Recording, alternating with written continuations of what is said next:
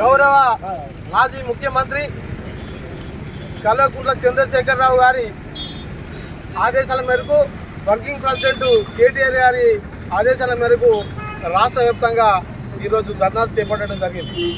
ఇక్కడ ముఖ్యంగా రైతుల గురించి మరి ఇక్కడ ఉన్నటువంటి ప్రభుత్వం ఆలోచించాలని చెప్పి రైతాంగ పక్షాన మరి డిమాండ్ చేస్తున్నాం.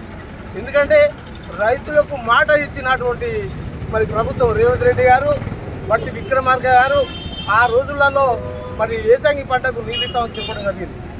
ఈరోజు D83 కెనాల్ కాలు కానీ L6 కానీ మరి రైతులు మరి పొలాలు ఎండిపోయి నానా ఇబ్బందులు పడుతున్నటువంటి విషయాన్ని గమనించాలని చెప్పి రాష్ట్ర ప్రభుత్వానికి డిమాండ్ చేసి చెప్తున్నాం. ఎందుకంటే ఈ ప్రభుత్వం రైతుల ప్రభుత్వం అని చెప్పడం జరిగింది. కాదు, రైతు బిడ్డ మన ముఖ్యమంత్రి మాజీ ముఖ్యమంత్రి కల్వకుంట్ల కేసీఆర్ గారు అని సందర్భంగా చెప్తాను. ఎందుకంటే వారు వ్యవసాయం చేసుకుంటూ రైతుల బాగోగులు చూసినటువంటి కల్వకుంట్ల చంద్రశేఖరరావు గారు అని చెప్పి సందర్భం చేస్తుంది.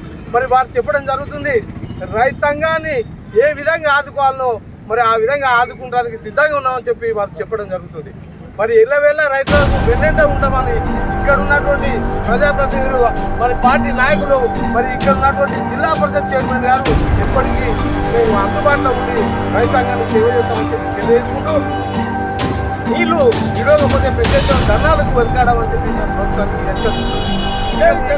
ఇకపోతే అయ్యా మరి ముఖ్యంగా ఇక్కడ ఉన్నటువంటి ముఖ్యమంత్రి రేవంత్ రెడ్డి గారికి, బట్టి విక్రమార్క గారికి, మరి గౌరవనీయులు మరి పెద్దలు సీతక్క గారు, మరి ముఖ్యంగా దళిత బిడ్డ సీతక్క గారు మా దగ్గర వీడియోలు ఉన్నాయి, నిజం మా దగ్గర వీడియోలు ఉన్నాయి.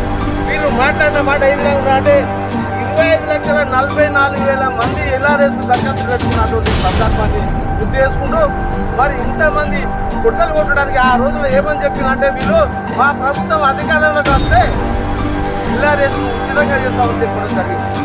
మరి ఇలా ఉచితం చేయడం లేదు, 20,000 కోట్లు దండుకొని మరి మోసం చేయాలి ఇక్కడ ఉన్న మరి ఎల్ఆర్ఎస్ దరఖాస్తుదారులకు అని చెప్పి ప్రభుత్వం మరి దాన్ని ఉచితంగా చేయాలని చెప్పి సందర్భంగా టీఆర్ఎస్ పార్టీ డిమాండ్ చేస్తున్నది. మరి ఇక్కడ ఉన్నటువంటి 25,44,000 మంది వారి వెన్నెట ఉంటాం. మరి వారు ఎవరు కూడా కట్టకుండా ఉచితంగా చేయాలని మరి ధర్నాలు చేయడానికి సిద్ధంగా ఉన్నామని చెప్పి టీఆర్ఎస్ పార్టీ